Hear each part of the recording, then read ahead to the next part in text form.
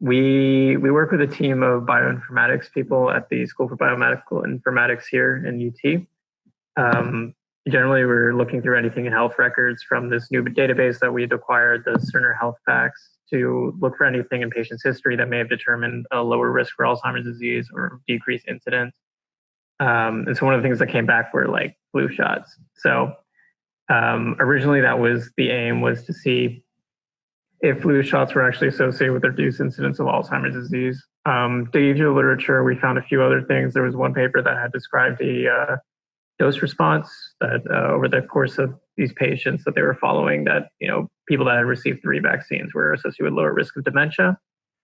So we decided to test that in our database as well. This, of course, was in like a general population, whereas the study before had been in with chronic kidney disease patients. So that was another aim of ours. So just to prove that flu vaccines are associated with a lower risk of Alzheimer's disease. Secondly, that the frequency of flu shots, so people got it every year versus less than that. So people who didn't get it every year were also associated with a reduced risk of Alzheimer's disease compared to people who, the people that got it less versus the people who got it more regularly. The third thing we were looking at was if people who had received a flu shot at a younger age, so at the beginning of this sort of observation.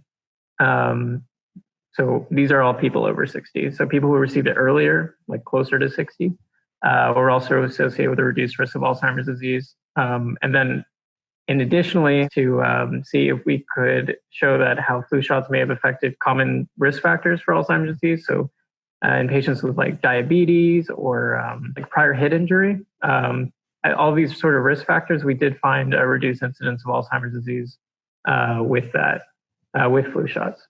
So one of the hard things to do with Alzheimer's disease is trying to like ensure that patients that we say have it.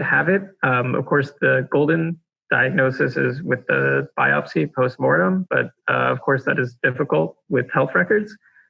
So we did go off of using Alzheimer's ICD-9 codes. For those of you who are not familiar with American health records, that's like the diagnosis code in our health database.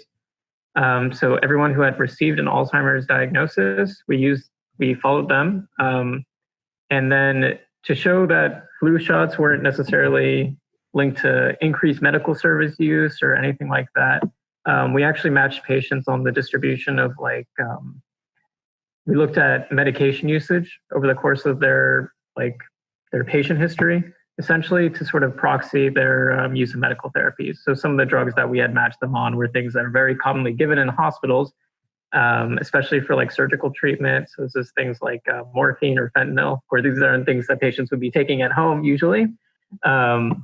These were given at the hospital. So that's kind of what we were following to make sure that the patients that were vaccinated and the patients that were unvaccinated had an equivalent amount of medical service use. So that was the only real different thing we did for methods. Aside from that, of course, we were looking for patients over the age of 60 or 65 and just following them.